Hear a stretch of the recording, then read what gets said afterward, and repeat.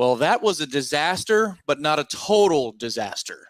He's Gene Williams, the founder, administrator of Warchant.com. My name is Tom Lang, and this is a very conflicted and disappointed Warchant Gameday Postgame show brewed up by our friends at DeLuna Coffee.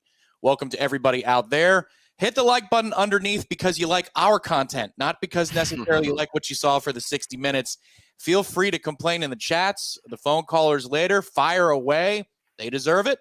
And we will talk about it now as we begin the Warchant Gameday Postgame show. Gene Williams, how are you this afternoon, sir? And your initial thoughts on the game? I know those are probably two separate. My initial thoughts are like, man, I was looking this up and I was trying to, the point spread was 26 plus. I wondered, I was thinking, would this be the biggest upset loss in Florida State history? I thought back to that Georgia Tech loss in 2015, some of the other ones, because just, I wondered that line, if it wouldn't have been for the storm, which obviously turned out to be nothing, would have been even worse. Yep. But it was, I mean, what can you say about the game? It was just insane. I mean, especially in a game when Boston College set a record for penalties with 18, and you still escaped by 2 points, and a team that barely got by Holy Cross the week before. It's unbelievable. And, you know, the weird thing is, Tom, honestly, when it was 31-10, I figured that, you know, at that point, you think this thing's over. They're going to score 2 more touchdowns. It's going to be 45-10. We're all going to just kind of laugh. Oh, another slow start by Florida State. But man, the squib kick and the scoop and score on Toafili's fumble, and then just all that momentum. And you know that you see anybody who follows college football knows how that momentum swings. And there's just nothing. FSU's offense couldn't do anything. I mean, everything was going against them. I guess the positives as you escape with the win. And now the one, I will say one positive thing, almost every team, even national championship team, has a game like this. Yeah. Even going back to last year to Georgia, I mean, they were losing by a touchdown to, what was it, Missouri? They were losing to Missouri in the fourth quarter. Georgia was, Missouri. Mm-hmm. So teams can have horrific games, but just the fact that they couldn't collect themselves in the second half, they couldn't stop 3rd and 15, 3rd and 20. They kept converting 4th downs. The defense kept giving those things up. The fact that this experienced offensive line and this cavalcade of running backs could do nothing, and some of the play calls too to put the game away. I mean, that 3rd and 3 and throwing it down the field, a low percentage play to Johnny Wilson. Yep. I mean, 3 more yards, the game is effectively over. What are you doing? So a lot of warts were exposed in this game. You hope they learn from this, but this definitely is not what we saw the first 2 weeks. I don't think any of us saw this coming. Yeah, Gene, they could have gone on to a 60-something to 10 win after that. You know, they get on that run at the end of the half and they continue. And I would have come back in the similar vein to the way I did last week for Southern Miss, which is I said, if you caught me at the end of the first quarter, I would have been furious. Like if we went live at the end of the first quarter. Now I was, no matter what. I mean, the offense could have put it on the afterburners. They did not. Special teams could have helped seal the deal. It did not. And still, I would have come on board and said, Adam Fuller, this is not good enough. This is not good enough. Yeah, because, Gene, I'll go through a list in a little bit. Boston College may have had 18 penalties, more than that when you talk about the ones that Florida State declined. But then also, you look at Florida State, our mistakes numbered in the dozens. In the dozens. Mm-hmm. This is not good enough, Gene. And I know you take the win, Florida man in Texas. We very much appreciate your contribution. I saw another commenter say, flush it. Agreed. But let's talk about this for a minute. Let's vet this out, because we have talked about how the LSU start was not ideal for the first half. First quarter against Southern Miss was not good. And now you have this. So you've got a trend on your hands about being ready to go for prime time. It's a lesson this team can learn from, but they hadn't learned from the first 2 games. And they did not come out sharp today with very basic issues. And now against a Boston College team that barely beat Holy Cross, you're giving up big plays. Gene, 3rd and longs. You remember 3rd and Kelly? You remember 3rd and Kelly? Because that's what that felt like today. It felt like 3rd and Kelly was back at Florida State. 3rd and 10, 3rd and 20, 3rd and 15. Did not matter. Quarterback runs, they're giving up in the shadow of their own end zone. Didn't matter. You get out of a gap. He runs down to midfield. This was a poor, poor day if you're talking about the coaching staff and specifically the defensive coaching staff. I'll go through the list in a bit, but Gene, you're happy with the win. That's about it. Maybe Johnny Wilson. Yeah. Good job, Johnny, to bounce back, and he was a reliable player for Florida State. Boy, but if you're doing bean counting of negatives and positives, the scale is hitting the floor with the negative beans. Thank you, HCAS11. Appreciate that. But yeah, I mean, Castellano, if you look at the final box score, he had 400 total yards of offense. Mm, mm, And you're mm. supposed to have a good defense, and this is a freshman quarterback that's made one career start. Yep. This reminds me of some of those NC State games when the quarterbacks you've never heard of would come out of nowhere and have career games. He looked like the Heisman Trophy candidate in this game. Yeah. The way he played. I mean, it was unbelievable. Like you said, Tom, you knew on their offense, he was about all they had, a guy that was mobile. It seemed like third and long, they would just clear out the middle of the field for him every time to just run down the middle for these long gains. How can they not make that adjustment? Mm-hmm. That was very frustrating. And I also say, I think we really saw what was the biggest theme. We said the one weakness of this team all offseason that we worried about was the depth at safety. Yep. And I think with Akeem Dent being hurt and not in this game, that was exposed in this game. You had a lot of breakdowns in the secondary. And I think that weakness at safety really showed itself in this game. A lot of those plays down the middle of the field, where was the safety? I mean, it was Kevin Noles had an awful day. Whoever else was out there, I think they had a couple other players out there, but they were just non-existent in this game, Tom. Yeah, the hard part is, I see some folks in the chat, and we appreciate the contributions. I'm seeing the super chats come in, and thank you for donating to the cause. The idea that they were sluggish, they didn't adjust, and this was a perfect trap game. I'm not sure that the offense did, but the offense found a way to muck it up, and I said that with an M, to muck it up in the second half. Yeah. The first half, they hardly had the ball. They never had the ball in the first half, and that's largely on the defense. Well, then they lost 2 possessions on the muff punt, and then the fumble by Toafili. Right. But even a couple times they had it, they didn't have it a punt. Like at the end of the day, I get it. The defense is having a lousy day. This offense should not. They ran 3.8 yards per carry with that offensive line and this running back. Mm-hmm. And again, when the game was on the line, what you expect in these sloppy kind of games, Tom, that's where the offensive line experience, maturity, all that takes over, and you just pound it down their throats. And you could, that to me, that's almost the most concerning. You couldn't put that away with your team's strength at the end of the game. That's correct. They were tentative. Everybody was. Mm-hmm. I thought the offensive line looked tentative and getting downhill and making blocks. Trey Benson, obviously, and that was a problem of his last year. Much again. Yep, he's dancing around a bunch. One of those plays, I think it was late in the game, just before the penalty was called on the face mask on Boston College. He's got a gap out on the right. I saw that on the right, and he hesitated. Yes. And he tried to might score. Not to be old Jimbo, but he might score on that play. He doesn't need to, but he'll get at least 6-7 yards on that play, even just for that hold. He just gets it and goes to the hole. And then whatever, you're in a 2nd and 2 or 3, worst case, you're in perfect position to keep running it down their throats. Yeah, absolutely.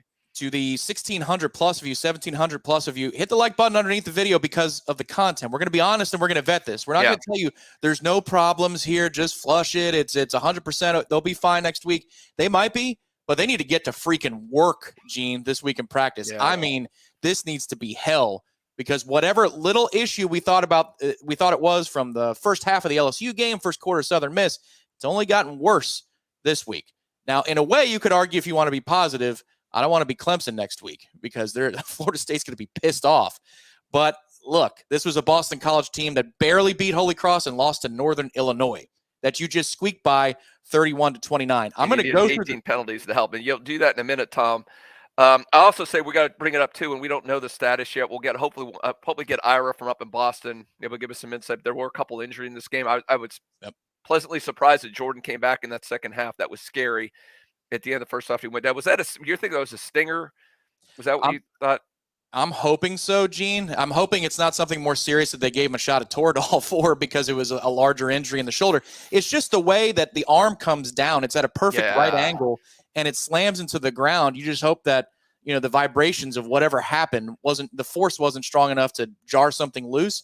I don't know, but he did. He was a lot more alert about getting out of bounds in the second half, wasn't he? I mean, that's something. I was on that play even too, and he's out of bounds, and he cuts back the middle. Just go out of bounds, and he still has some of that in him. And it's also concerned. Obviously, Jaheim Bell went down. It looked like a leg issue on the side, and then I didn't see if Tatum Bethune came back either. I mean, that's a big loss too if he's hurt.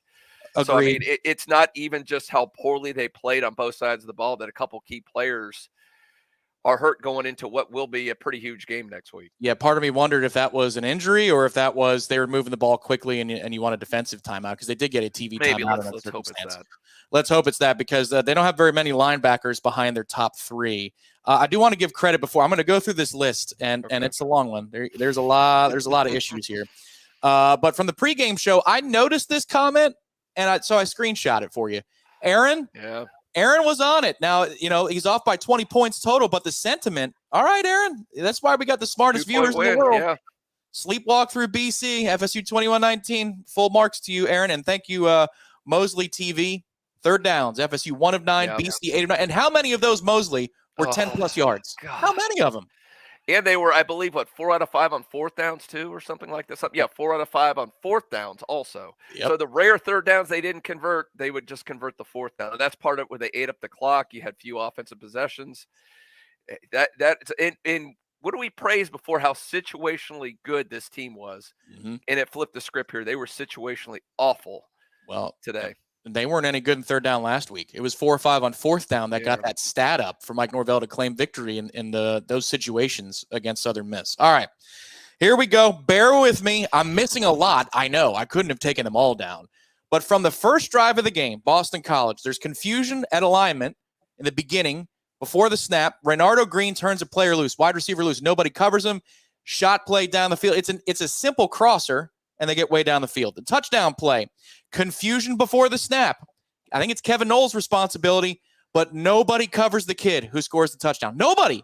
Second time opening drive, alignment issues, confusion, mass issues. Third and forever for for Boston College, in the shadow of their own goal line. BC calls a quarterback run, Gene. They had just been flagged for a false start. It's third and forever. You know that Castellanos is the kid to worry about. And I told the group I was with, just sorry to interrupt you, Tom, on that play, I said, they're going to do a quarterback run here right up the middle. Watch it. I mean, I knew it.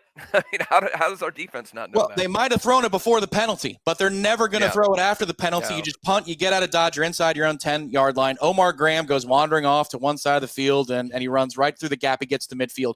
By the way, 36 was a liability out there. He would ride the pine for me until something changes. And if it doesn't, then never back out there on the field. I thought at one point in this game, Gene, when you saw DJ Lundy and Omar Graham out there, that there were injuries to both Deloach and Bethune. I thought, oh my God, because they're out there for extended reps. Remember, Kalen Deloach went down early in this game. He had to be helped up and off the field. And then the next series, Bethune and Deloach come back out. What gives there? I would not run 36 out there much more. Conrad Hussey, this is a play we got away with. He comes out there because Kevin Noles is struggling at safety. He doesn't know where to line up before the snap. It's a busted play. BC drops it. Florida State gets away with one. Trey Benson forgets to recover the ball on a squib kick. It's a simple little dribbler right at him. Geez. Mike Norvell jumps up and down on the sidelines when he realizes the cardinal sin had been committed. He was also extremely tentative. Remember, Tom, keep in mind, you called a timeout before that kick to prepare the team because they were going to do something like that. So you knew it was coming. Apparently they don't rep special teams enough, even though they spend way too much time on it. Keon Coleman, alligator arms that first drive, Gene. There's a drag across the middle. Boston College drops a defensive tackle in coverage. Keon short arms it. That's why we got to kick a field goal. He might have been tackled in space, but come on, young man. Keon Coleman refuses to block a wide receiver on the throw to Lawrence Toafili in the flat. Lawrence doesn't have to fumble. He could just be brought to the ground. But if you watch the replay, Keon decides not to block a guy, which has been an issue the first couple of weeks, comes back to bite Florida State in the ass because it's a defensive score. Keon Coleman, guilty of an offensive pass interference on the fourth down conversion. That's right. That was huge. State. Now that would have ended the game. That could either be on Keon or Morlock for the depth of his route, because if Morlock catches it at or behind the line of scrimmage, Gene, then it's not a foul. So I don't know who that one is on, but Keon got flagged for it. In the fourth quarter, you've got a third and forever from Boston College goal line. And here's what happens. You've got Tatum Bethune and DJ Lundy both double covering, dragging receivers to open up the middle of the field for Castellanos to run, convert in a third and forever, and keep Boston College in the game. Let's see. You've got 6 minutes to go. Fentrell Cypress turns a wide receiver loose on a second down. This is the drop that should have been a touchdown for Boston College. Remember that play over the middle of the field? Fentrell Cypress has him in man, just lets him go. Third time today we've had a guy turn loose. Nobody was there to cover him. 4th and 1, you lose contain on the outside. Castellanos bounces outside, which is something that can never, ever happen. That's how Boston College scores the touchdown to get the mark as close as it did. 3rd and 20, Dennis Briggs loses contain as Boston College is back on their offensive goal line. That's how he rolls to the right, fires down the field, and completes a pass for them to move the chains on 3rd and freaking 20. So, Gene, there's probably about 6 more, but I'm done. And, they need to clean up a whole hell of a lot before they play Clemson next week, or they're going to get smoked by a Clemson team that's not very good. That's the truth of it. Yeah, you feel better, Tom? You're able to vent. That was a good list, and like you said, you probably could have made that twice as long if you really. If you go back and look at the film, you can probably find more. And again, if you want to be a little bit positive about this, I mean, there's a lot to look at the film and correct before a game where a team will take total advantage if you play this awful on the road. I don't know what it is. I mean, I understand the slow start. They've been doing it. Seems like that's just been a staple for Florida State for a long time to get off to these starts. We kind of almost expect it. And it's 31-10. And that was a shocking part to me, that usually at that point you just roll and you steamroll them and you win going away. And just what we saw in the first quarter, we saw in the last, 20 minutes of the game. Mm-hmm. It's just complete loss of focus on a team that's this mature. When you have this many guys who are fifth year, sixth year type players who have dozens of starts, they've been on the road, they've been in these situations. You think this is a bunch of freshmen out there and true sophomores that haven't started games, that didn't know what was happening, and they're getting caught up. Do you see the screenshot of the stadium? I mean, I don't even think it was half full. Mm-hmm. So it's not like you were playing some hostile environment where it was crazy and you're getting I don't understand the loss of composure in the second half with a team that's this mature. Well, and that's the other thing. And folks, I'm okay. I just needed to get that out. I'm enjoying now a little espresso from DeLuna Coffee, our friends and sponsors of this post-game show, using the BOGO blend right now. This is the Voodoo Dark Espresso blend. Very delicious from our friends at DeLuna Coffee, DeLunaCoffee.com. But, Gene, this is also where bad habits can rear their head. I'm not just talking about the poor starts.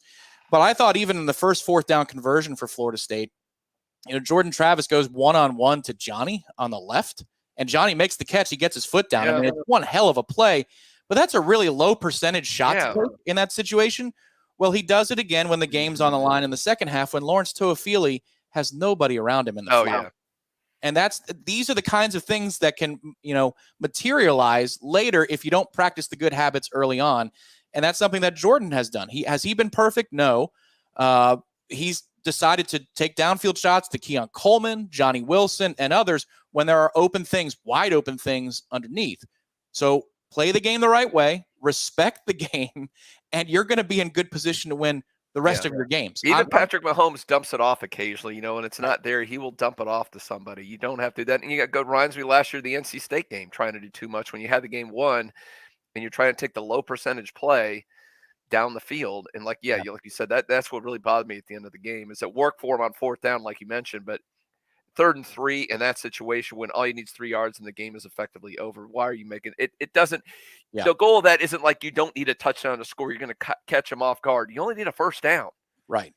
At that point, you only need 3 yards. So plays, like you said, underneath play to Toafili. And I'm curious, was Toafili the first read, and then he just decided, well, I got Johnny one-on-one, I'm going to throw it down the sideline? I would like to know the answer to that, and that's just Jordan just trying to make a big play when he didn't need that. Yeah, I'm not going to pretend to know what the progression is, but typically what a quarterback will tell you, I remember this even from the film of Mariucci talking to Jameis in the draft. It's first down to touchdown. You take that play first or check down to touchdown. Johnny's in a one-on-one, and you love that matchup, but you're correct, Gene, also in the fourth quarter. It's a third down, not a fourth. But it's about moving what's the goal? Yeah. What's the primary goal here? So another thing I'd say, Gene, about the running backs, if I'm Trey Benson, I got to be careful here because I was going to bring that up. What are you doing if you're Coach Yak? What are you doing here at this point? Are we going to start shaking some things up? Are we going to go more to a committee, or to me, Rodney Hill ran better today than Trey Benson did. I know Toafili ran. I mean, he had the fumble, but again, I don't know if those guys are going to put their head in and hit those holes hard. Right. There's no excuse the way, like you said, Benson left too many yards in a game when they needed to be able to pound the football, and they couldn't do it with Benson. Well, and Toafili bounced outside, goes out of bounds. He's bailed out by the clock issues. They're about 10 seconds. Just above 2 minutes. Yeah, you're about 10 seconds on the good side of it. I don't know that he knew that. I'm not going to say he didn't, but just there are details left and right. Yeah. I mean, shoot, Gene, there's a first down that Jordan Travis picks up, and you get a ground ball snap from Darius Washington. Like these things were falling apart left and right. And this would have been the Jacksonville State loss of the season or the NC State loss of the season. The good news, the silver lining here, the Florida State did win. They're still undefeated. They might drop down a spot or two in the polls. As they should. That might very well happen, but you got away with it. And if you can win the games that you need to win between now, which is all of them really, between now and November, you're going to be right back where you want to be.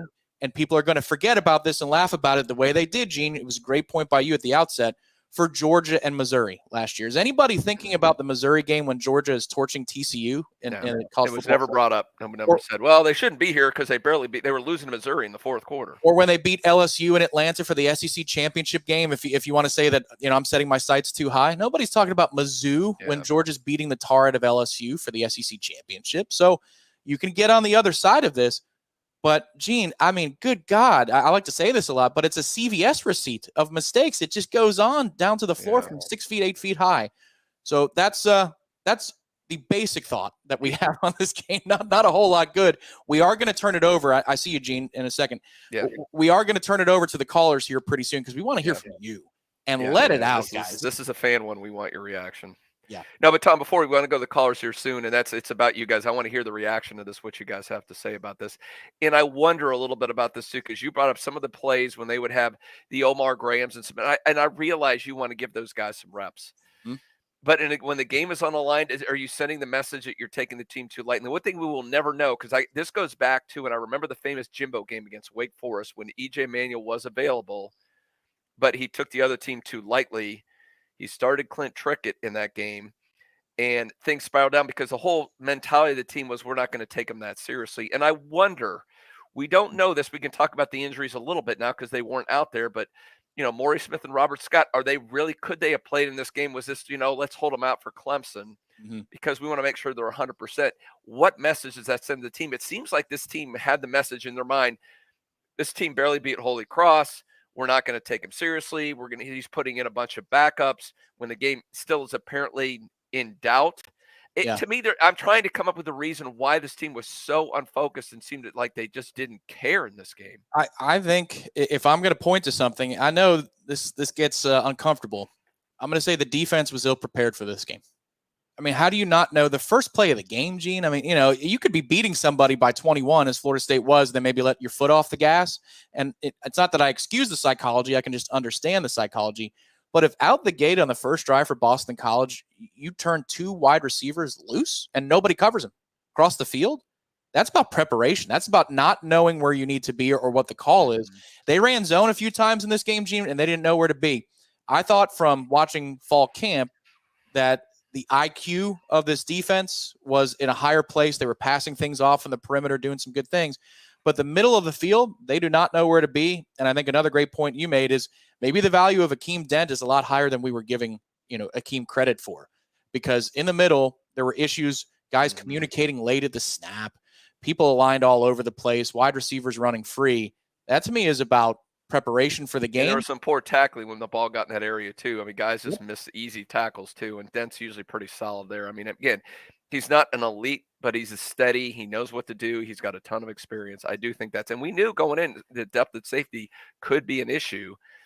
And I think this is, like we said, we saw for the first time. We don't know his status. I don't know if he's going to be back for Clemson or not. But, if not, that's definitely got to be a point of emphasis in practice this week. Yeah, and again, what I will say, and we'll take a break in just a moment here, to the 2,000 plus of you that are watching right now, hit the like button, subscribe to Warchant TV. It's absolutely free.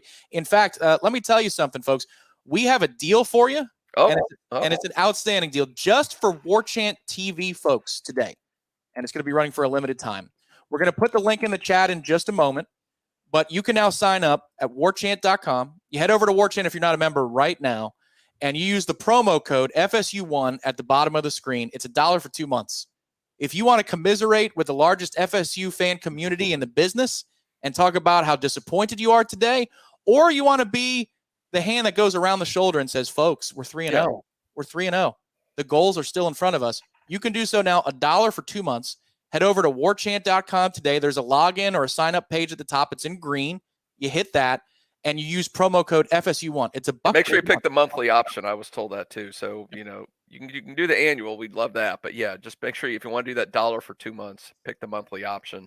There it is. To be able to get yourself there. And we're not putting this on social media. We're not putting out anywhere, only for our YouTube friends. That's our YouTube and anybody on Facebook or Twitter watching this show.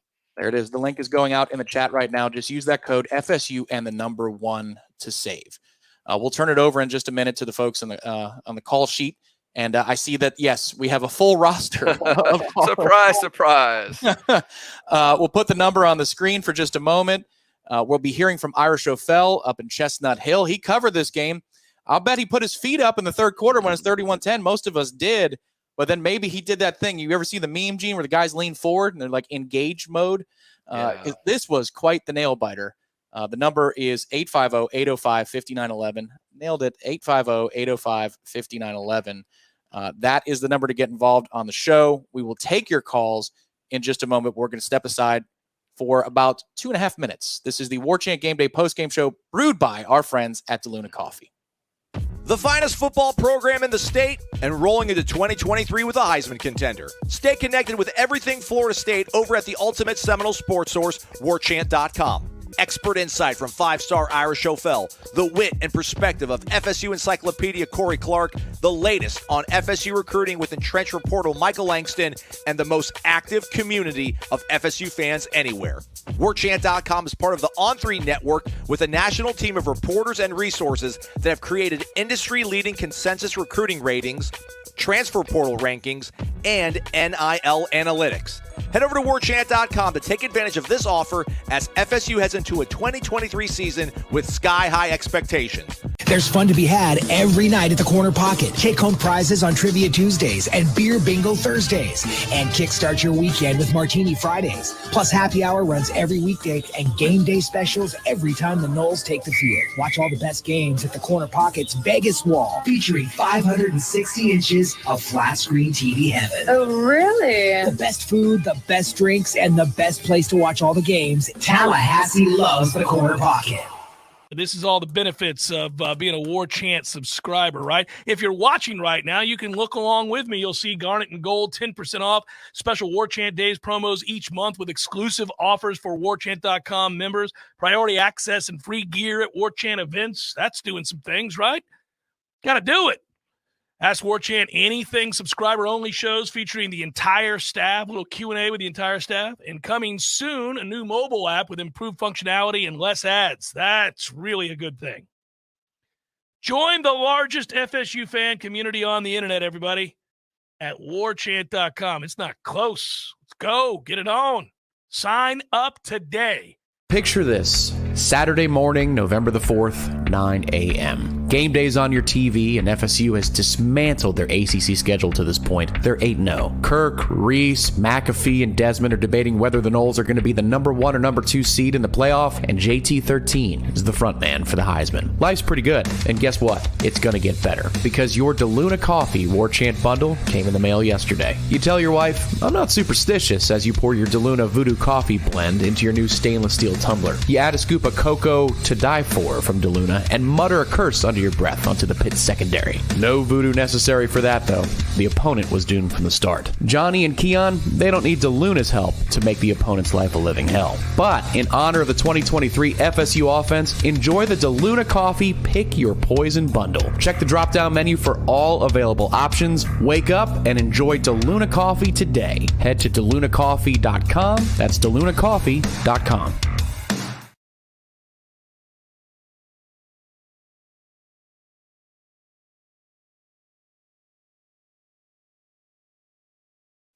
Hey, they can still be 8-0 on the day of the pit game. That is still within reason, but Keon Coleman might need some DeLuna Coffee to slow the game down for him. He had a rough go today. Gene, I didn't even mention the punt that bounced and went off of his leg. That could have been the death blow. Ooh, boy, was that scary. And what was he? I just don't understand. You know, what was he doing on that? It's. I guess he got caught in between. Like, do I just get away from it? Do I try to? No, let's just stand a foot away from it and let it bounce right off of me. I've seen that in practice before. I didn't know I'd see it in the game in the biggest moment. But everybody needs. I think the message from Mike is everybody calm down. Everybody calm down. And then once the players are calm, he needs to go in the coaches' offices and he say, "Get your together. Get your stuff together," including me, because this was an awful showing for them today. But Florida State survives. They're 3-0, and now we turn it over to you because this is the Warchant Game Day Postgame call-in show powered by our friends and brewed by our friends at DeLuna Coffee. For the 115th time on Warchant TV's programming, we welcome from the 757, Mr. Gator Kirk. Gator Kirk, welcome to the program. I don't hear you. Eyes up! Eyes up! Keep climbing! This is our wake-up call. This is the time when we need to focus on what we need to do. We are built for the best. This is not how we perform today. This is not the expectation. This is not how when we go down to Death Valley and win a damn game. Agreed, Gator Kirk. All right, bringing the passion. I love it, Gator Kirk. That is a fired up Gator Kirk. Yeah, as he should be, and as all fans should be. This is not. It's not the Florida State team we see in practice. It's not the Florida State team we saw in the first 2 games. I don't know what team that was out there. Maybe those white helmets. I don't know. They brought in some other imposters out there or something. I don't know. I hate to start that whole thing. They're like, it's the helmets. Gene, you just destroyed the live chat because here it goes about the uniforms. Never again. Never the white helmets again.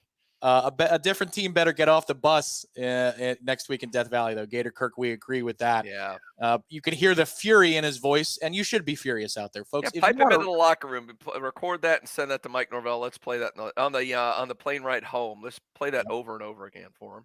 You're fortunate to get away with this one, but you did. So now what are you going to do with it? What are you going to do with the second chance? You know, Gene, we were thinking about productivity on offense and whether or not this team could outproduce or dominate in a way that 10 years ago the team did. Nope, you are now disqualified from that discussion because they never had a game like this until the Natty.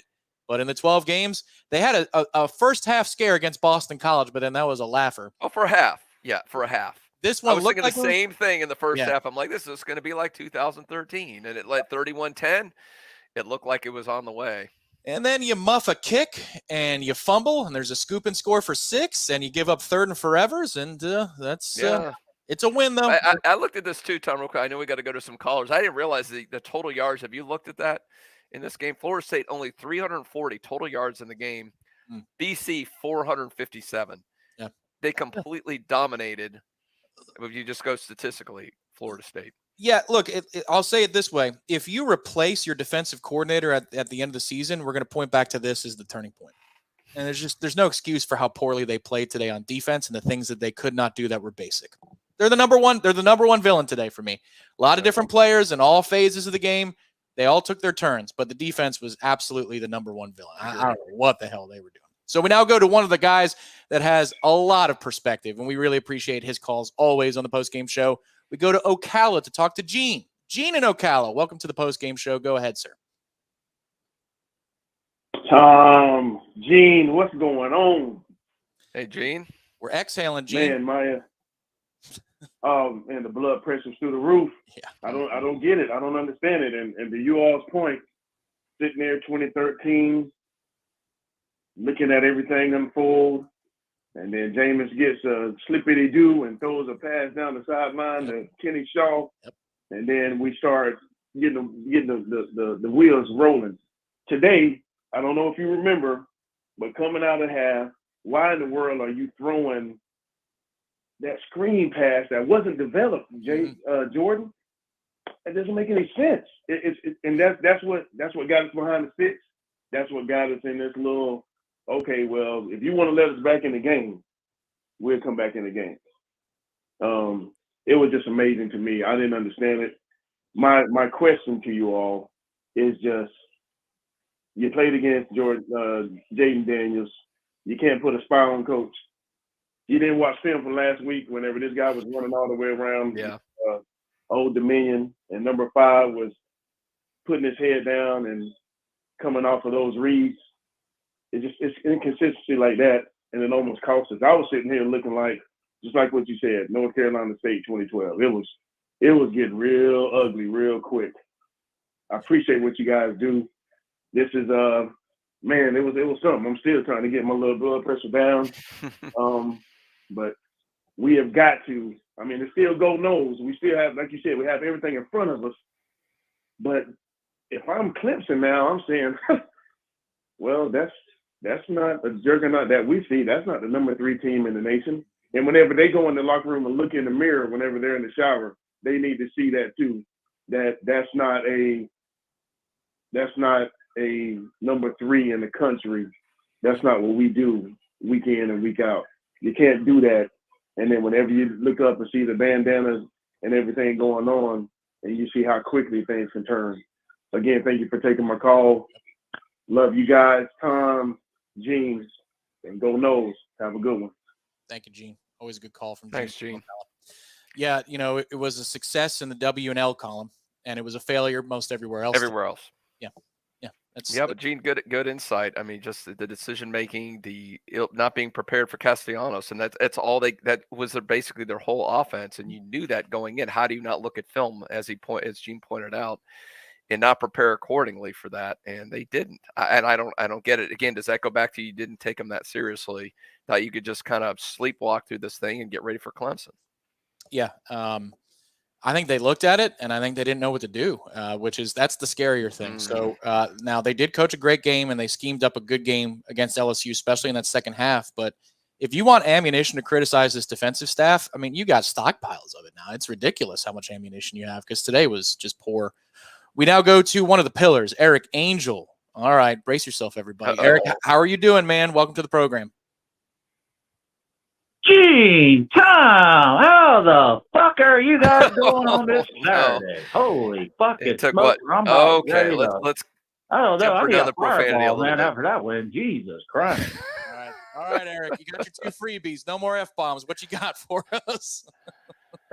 All right, I'll keep it clean, man. Hey, Adam Fuller, man, he needs to clean up this defensive scheme, man. What are we doing out there? Giving up yardage. And then, you look in the NFL, take the Bengals, for instance, my hometown team. They spied Patrick Mahomes. Why didn't we do that from the get-go on their quarterback, Boston College? I don't understand it. I mean, Jordan, I know he didn't have his best game. He had a stinger maybe or whatever, but he came back out. He did all right. But, yeah, man, our defense needs to clean up because we got that big showdown in Clemson next week, and it's right now on paper, it looks ugly. Yeah. So, I mean, hopefully we can clean up some things and just get a W. And I don't know the statute of our ranking will be after Tuesday, but I don't think they should drop us. But, I'm not the experts. They very well might, Eric, and we appreciate the call. If they do, you can't blame them. Here's one of the scary things here. I think they did spy the quarterback in a few of these circumstances. The linebackers just decided to freelance a little bit, and they got away from where they needed to be. On the 3rd and 20, for example, Gene, they've got a 5-man rush. They're doing kind of a contained thing. Dennis Briggs just loses the outside, and I think it was Tatum Bethune, but one of the linebackers is certainly there to clean up any mess. And you lose the edge. He rolls out to the right in 3rd and 20. That's a pass down the field. Another instance, I broke it down, but you've got Tatum Bethune and DJ Lundy, who for some reason they're running a mesh, a couple of drags going across the field, and they're covered. The receivers they decide to double cover the receivers, and they just part the Red Sea. They part the Red Sea for the kid. I mean, doesn't Jimbo call it eye candy? And they got suckered in by the eye candy every time, even though that's not your assignment. That's not your candy. Right. But they couldn't help themselves a lot of time. It goes back to, we always hear about Belichick taking away their strength and make them beat you by going somewhere else. And all he had to do was just know that quarterback, especially in those 3rd and long type plays. I mean, make him throw the ball. And I will say he had a couple of unbelievable throws. Again, I think it's one of these, he's probably not going to play that well again, throwing the ball the rest of the season. He had a couple of crazy, but if he's going to beat you throwing the football on 3rd and 20, which he did, on one play, but make him do that. Do not just open up. Those linebackers need to keep that discipline on those plays. And again, you hope I'm sure it's going to be seen on film this week. So that situation comes up again. This is why you stay home with your assignment, because look what happened when you don't. Yeah, they tried to run different concepts today, and they should just, sink them all. Gene, they ran straight man-to-man, and there was one safety over the top against LSU, who that's a quarterback you definitely should spy, and they did pretty good against that kid. Yeah. I think that it needs to be simple the rest of the way. Unfortunately, we thought they were adding chapters to their playbook. They might have added a line or two, maybe a page, but not much more. Thanks, Eric. We appreciate the call. We now go to Long Island, and we're talking to Josh for the 35th time on Warchant TV. Josh, have at it, brother. Welcome to the program. Tom and Gino.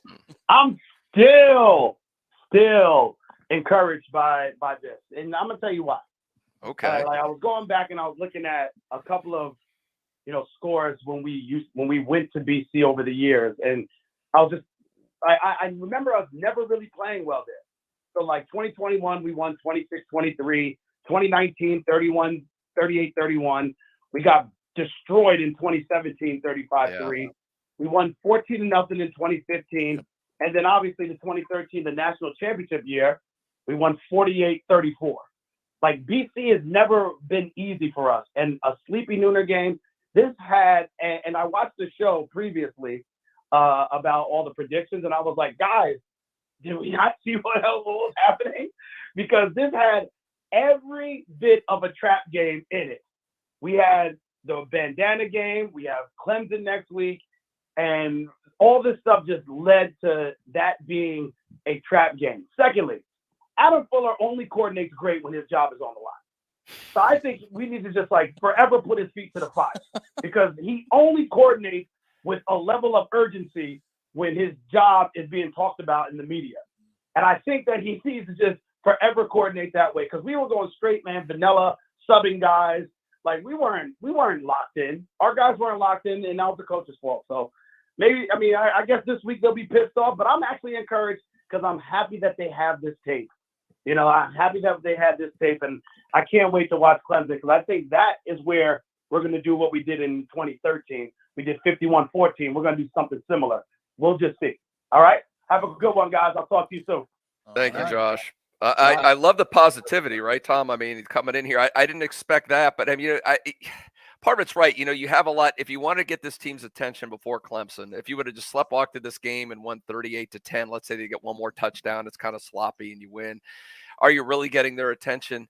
You got their attention now. So he's absolutely right with that, if you look at the glasses being half full, I guess you go that route, but it's hard to me. And look, I get his point about all the previous Boston games. You're right. There's been some really weird games up there, but to me, this is not the Boston College teams that had those mammoth offensive lines and A.J. Dillon running it between the tackles and going back to the Matt Ryan days and Adazio being their coach.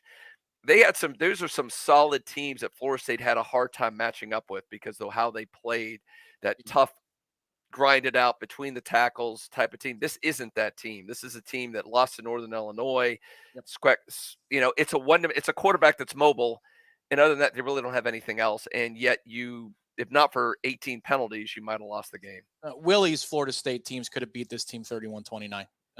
This is a bad BC team. Like Josh, on the other side of the equation, when you're talking about where you can go moving forward from here, I hear you on the optimism, but this does not look like the other trips to Boston College. That's an awful team. This is inexcusable. And if you believe, and that's a funny take, Adam Fuller doesn't coach well until his job's on the line. Yeah. And we need to talk about it more. Well, I could promise you every day this week his name is going to come up, and it ain't going to be pretty. So if that theory is true, they're going to be phenomenal on the road. So lay that money down now because that line will pop down a little bit now because of this game. So put it all on there. Boy. Yeah, honestly, Tom, we'll play out the end of the season. I think Southern Miss is better than BC. Yeah, I agree. And look what you did to them. You scored 66 points, and after a slow start, you blew them out. I honestly think they're a better team, which is, again, why this is all the more bizarre. You did your best to lose this football game, and you couldn't do it today. That's how bad Boston College is. That's how bad they are. This is I think, Gene, pound for pound, this might be the worst performance relative to, talent and preparation. Well, that's why I looked it up. It might have been, had you lost that game, which you were close to doing, it might have been the biggest upset in school history. Yeah. You can talk about Jacksonville State, you can talk about Georgia Tech and all these other games, but I don't think you had this lopsided when you talk about talent for talent, experience, everything else, one versus the other. I think there's ever been this big a disparity when you almost lost a game. Yeah, I think this is worse than Jacksonville State. You just happened to win the football game. So I'm thankful for that. We now go to Stark, Florida for the third time to talk to Will. Will in Stark, Florida, welcome to the postgame show. You were talking to Gene and Tom. How you doing? We're exhaling. One heck of a game. Yeah, we're exhaling, Will. How are you? Trying not to go jump off a building. Azaria Thomas, he needs more playing time over Fentrell Cypress. That I feel, because he's playing more aggressive. And if you go back and watch the tape from this game that that was played today, Cypress, I don't know whether it's the play call or but he played off a lot. Yeah. But when Azaria is in the game, he's more of a press coverage. Yeah. Will, that's a good call. What I noticed from Fentrell today, a few things, Gene. Number one was the play I outlined on my laundry list, which is he looks like he's in man at the snap, and then he just turns a guy loose thinking he has support over the middle. Nobody's there. Should have been a walk-in touchdown. It was a drop. But then also on a lot of those plays where either a running back or a receiver gets downfield, he's got to do a better job of trying to get off a block and make a play. He enjoys going for the ride a little bit too much, Gene. That's and two of the transfers this year. Keon Coleman needs to be better at blocking. Yeah. And Fentrell needs to do a better job of getting off of the blocks. Azaria is very physical. He's a good blitzer. You saw that down the stretch when Adam Fuller said, "The hell with it, I'm calling pressures." Azaria was involved there. We'll see what the snap count looks like, Gene. But if I was to list people I think Pro Football Focus, and you do the grades on Sundays on Warchant.com, are going to grade poorly, Azaria wouldn't be one of the first 5 or 6 dudes I thought of. There are a lot of guys who I think are going to have really low numbers tomorrow, and I don't know that Azaria will. Yeah, no. Well, I get he talked up Arizia, and I thought at times he played well. We've seen some flashes in practice. I think it's a consistency with him. He has all the physical attributes to be a stud. I think he's going to be a special player, and he had a couple plays in this game that I like. But yeah, and you're right, but Fentrell just. He hasn't been. He's one of the few times the transfers. Now there's still the season's young. He can come in and play, and he came very highly blued and everything else from the transfer to come in. And most of those transfers have exceeded expectations. And so far, he's just kind of been hokum.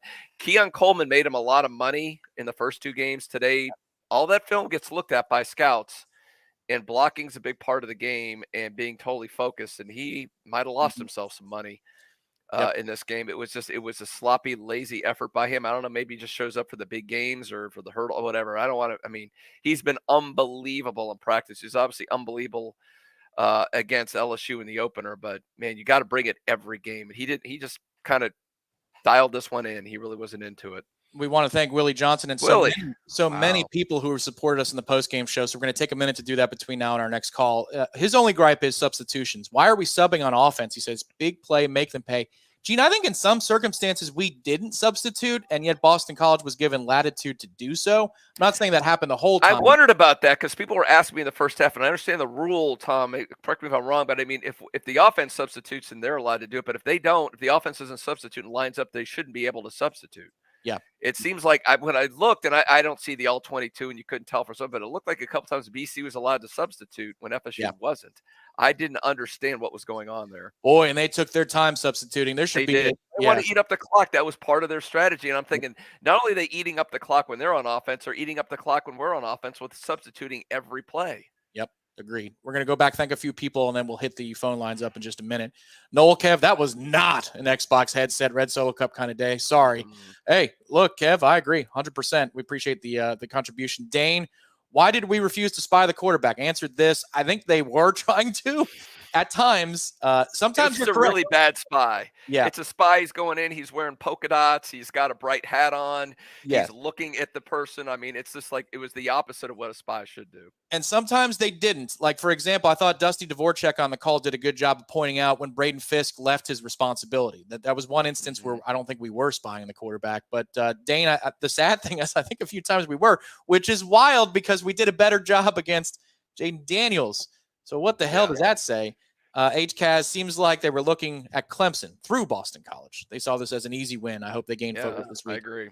Yeah, Gene, one of the things that Mike Norvell could say when they're not taping the post-game locker room, I doubt they're going to release a long video today, but are you listening to me now?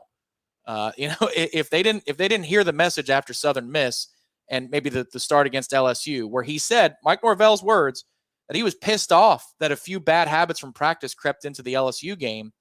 Are you listening to me now? I think would be a good pep talk and a good message to deliver. Let's see. King, how you doing? Really concerning how many times the DL got blown off the ball in short yardage plays and how bad the safeties looked. Gene, your thoughts on this? Because I agree with the second part, but the first part, sometimes they got blown off the ball, but I don't know about all the time. Yeah, there's one or two. I think when they got down the goal line, there's a fourth down or two they were able to pick up. But you can't. I mean, even the greatest defensive line, if a team gets a yard or two, they're going to get that occasionally. I think to me was the bigger breakdowns when the quarterback broke free. you lost contain, or the spot, as you pointed out, the spies fell for some eye candy and stopped spying, or defensive tackle or whoever lost responsibility and got out of his gap. I think that was it more than being blown off the ball. Would I have liked to see them more dominant up front? Sure. I think they should have out physical more. But again, I think this just goes back to mentality. They just didn't have the killer mentality. And again, when it's 31-10, we're not having this conversation if they don't muff a punt and give it back to them or fumble, because you're winning 45-50-10. And we don't even think about this, but they got momentum, and then it just team lost focus in the second half. Yeah, agreed. Agreed on all points. Bill of the people. But the safeties, like you said, the safeties did look awful. I wasn't worried about the Clemson game until now. Is my concern misplaced? Go ahead, Gene. What do you think? Are you concerned now for the Clemson game? I was always concerned. I mean, I know everybody's like, oh, this team's nobody blows everybody out every week. It never happens in college football. It just doesn't happen. This team is good, but they're not elite enough to blow everybody out. Florida State has won, I don't know, since the Reagan administration in Clemson. I know it hasn't been that long. Whatever. How many?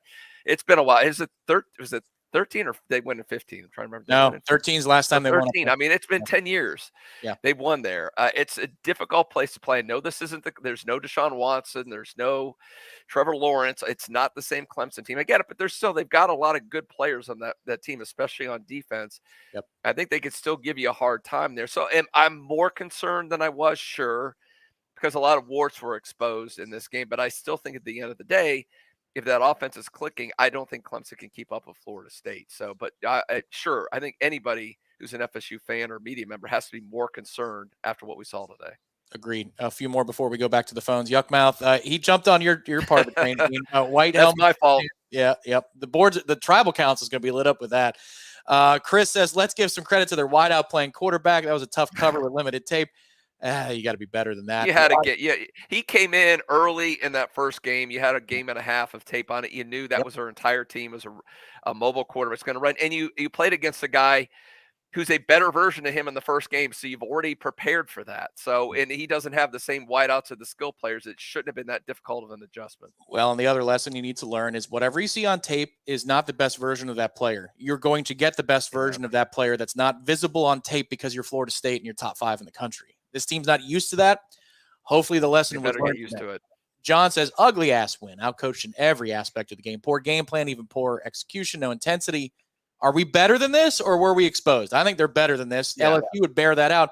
Look at what LSU just did to Mississippi State today. That was ugly. Yeah. And you beat the brakes off of them in the second half. So they're definitely better than this. This is a really good team, but will they get in their own way? I mean, they should get, if they play just well, they don't play elite. If they play well, they should run the table, but will they get in their own way? And we've seen today, they can get in their own way big time. And if they do, they're going to lose a game or two. We now go to Crawfordville for our next caller on the postgame show. This is Seminole Bill in Crawfordville. Welcome to the program, Seminole Bill. Go ahead. Hey, Tom. Hey, Gene. Wow. We've seen ourselves play that way before and lose, so I guess we can just say the talent won out a little bit, but we got to show up and just forget about just putting on pretty britches and think we can just win like that again. We've learned that lesson. We should have learned that lesson by now, but hopefully we learn it going in. We got our eyes focused on the next team, which is going to be a lot better opponent than this one we played today. But why do you think that when number 4 is sitting down there with man on, I know he wasn't blocking very well, but don't you think he should have gotten a few touches short, because there's basically man across the board there. You get him the ball quick, and he can do what he does and probably get us some yardage on some of them plays where we need to convert first downs, and we weren't doing it. It's a good call, Seminole Bill. It's a good question. Gene, do you want to take that first, or you want me to? Yeah, I'm a little surprised. I mean, Johnny obviously the game plan was to get Johnny back involved, and they obviously did that, and he played well. Obviously, Kai didn't have a drop in the game, made some nice catches. I wonder about, that first, I don't remember that first drive they shoot a Coleman in the end zone, and it looked like interference on BC. They kind of grabbed his arm on that play. But yeah, it's a little odd that you have a guy who's supposed to be a top 10, top 15 overall draft pick, and you barely got him when he had 2 targets the whole game. It's 2 or 3. It seemed a little odd. Again, I think more of it, the offense just was, you didn't get a whole lot of tries. You had a lot less plays than you usually do because BC ate up so much time and you had turnovers. Yep. But no, it's a good game plan. Let me get a guy like that the ball in the open field, which they did a couple times. I love with Jaheim Bell. I mean, I think that was really good to get him the ball in open space and let him do his thing. But a guy like Keon, as dynamic as him, it probably would have been a good idea to get him the ball a little more. Yeah, there were 2 targets on the first drive. The one, the announcer even made the comment that he wanted the ball higher on the end zone shot. That's the opening drive. And then there's the drag across the middle where I thought he short-armed it. He was afraid because a defensive tackle dropped, but the defensive tackle didn't know what he was doing in coverage and continued to back off as he swatted at the ball. But beyond that, you didn't see much except for mistakes from Keon. And you saw the deer in the headlights look, Gene, after the ball, the punt knocked off of his shin. You could see it. He needed to be calmed down. He was wide-eyed as hell. So, again, an opportunity to learn. But it was clear that the one-on-ones that Jordan was going to go Johnny Wilson's way today and not Keon. So, not a good answer for you, Seminole Bill. The other thing I'd say is that camera angle was pretty zoomed in today. So the bottom of the formation was often cut off. I thought, for example, Gene, after he didn't block for Lawrence Toafili on the fumble, I thought they pulled him off the field because I saw Destin Hill in the slot. But I think that was just the camera was too tight, and so you couldn't see what was going on at the bottom. So if they were doubling him, then it's not the bad thing or the bad concept that you think it is, Seminole Bill, but we just can't know. That's the limitations of watching. But weren't you more concerned with the running game, the fact that they couldn't impose their will running the football? I get there's sure, you can always second guess, should he have got the ball more, but it seemed like through to Johnny was fine, Jaheim was fine. It was fine for Jordan Travis, but just the inability to run the football when you needed it against BC, to me, was the biggest glaring weakness on that side of the ball. Gene, Holy Cross's offensive line was blowing Boston College off the ball. And so part of that is I'm concerned about the line, but then part of it is I'm concerned that Trey Benson is just so wound in his own head because he's trying to be different this year. That was the mandate. Rodney Hill just is much more decisive. Rodney Hill looks like the better running back right now. That can change in a week, but I thought Rodney in limited reps was the better player between the two. And I wonder if Trey starts again slowly next week at Clemson, how quick there's a hook. And I mean, it looked like Oklahoma again. Like he just was kind of running, tippy-toeing, playing tentative. And agreed. We go back to Tallahassee here on the home front. Nick in Tallahassee, he wants to talk about a target being on the back. Welcome to the program, Nick. Go ahead. Oh my gosh. So my heart rate is lessened now. I think this game is indicative of where the program is in a good way, but we're just not used to winning. It's been like 9 years with consistent, steady talent. And we have the target on our back. We are everyone's Super Bowl. We are the path to Clemson being redeemed. That we have to go out there and perform every game. Plus, we live in the transfer portal era. If these people put good tape on against our athletes, then they can get themselves in a better situation potentially, or make themselves some money. Yep. We can't lollygag. The spear isn't winning us games. The logo is not winning us games. It's execution and the talent. And hopefully this wake-up call gets us to that point. But bad games happen. Shout out to Alabama losing to USF at the moment in a weather delay, and Georgia's losing to South Carolina. So good teams have bad execution sometimes. It's week 3. Just got to get through it and pound Clemson.